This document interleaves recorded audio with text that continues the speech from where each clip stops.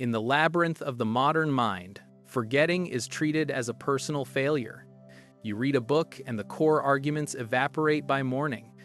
You meet someone new, hear their name, and watch it slip away within minutes. Why does this happen? Modern culture blames distraction. It points an accusing finger at smartphones, fragmented attention spans, and the relentless stream of digital noise. But distraction is only a symptom, not the root cause. The true vulnerability lies in how you attempt to store information in the first place. You treat the human brain like an attic, casually tossing memories into dark corners and hoping they remain intact when you return. When you understand the architecture of recall, the entire dynamic changes. Memory is not a static recording device. It is a dynamic, constructive process. It requires deliberate encoding, strategic friction, and structured reinforcement. If you want to remember more and forget less, you must stop fighting your biology and start working with it. The first thing you have to do if you want to improve your memory is abandon the comfort of passive input. When you highlight a passage in a book, watch an educational video, or listen to a podcast, your brain experiences a fleeting sense of fluency. The concept makes sense in the moment, so you assume it has been successfully transferred into long-term storage. This phenomenon is known as the fluency illusion.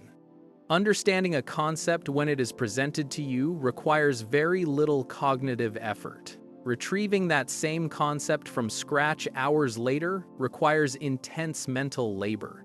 Because passive consumption feels productive, people spend decades consuming content while retaining almost none of it. To break this cycle, you have to introduce cognitive friction. Information must be actively wrestled with to be retained. Every time you struggle to recall a fact without looking at your notes, you signal to your neural networks that the information is essential for survival and must be prioritized. The second thing you should do is implement active recall instead of passive review. Stop rereading your notes and highlighting text over and over again. Instead, close the book and write down everything you can remember on a blank sheet of paper. When you force your brain to dig for information, you construct stronger neural pathways. If you cannot remember a specific detail, look it up and try again. The struggle is where the growth occurs. Why do we avoid this mental friction? Because it feels uncomfortable. Yet that exact discomfort is the mechanism that hardwires memories into your neural architecture. The third thing you should do is harness the power of spaced repetition to outsmart the forgetting curve. In the late 19th century, German psychologist Hermann Ebbinghaus mapped out how quickly humans forget information.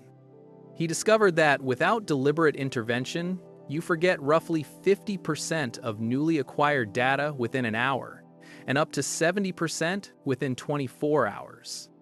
To combat this biological decay, do not review material all at once in a marathon study session. Review your notes using expanding time intervals. Check the material after 1 day, then after 3 days, then after a week, and finally after a month. Every time you review a piece of information right before you are about to forget it, the rate of forgetting flattens. The fourth thing you should do is practice elaborative interrogation to anchor new concepts. A standalone fact floats in cognitive space with nothing to anchor it down, making it exceptionally easy to lose. When you encounter a new idea, do not just accept it at face value. Ask yourself specific questions. How does this work? Why does this happen? Where have I seen this pattern before?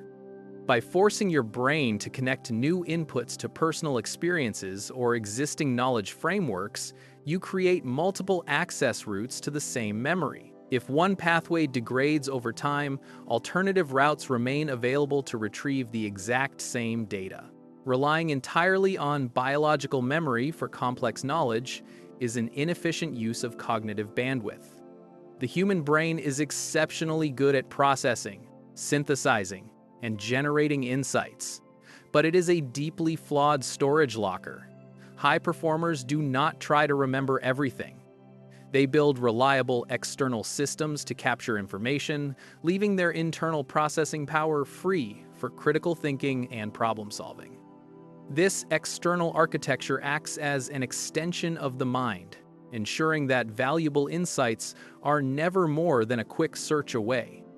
Memory is not an unchangeable genetic trait given to you at birth. It is a cognitive skill built through deliberate habits, strategic friction, and systematic review. When you stop consuming information passively and start engineering how you store it, what will you choose to remember first?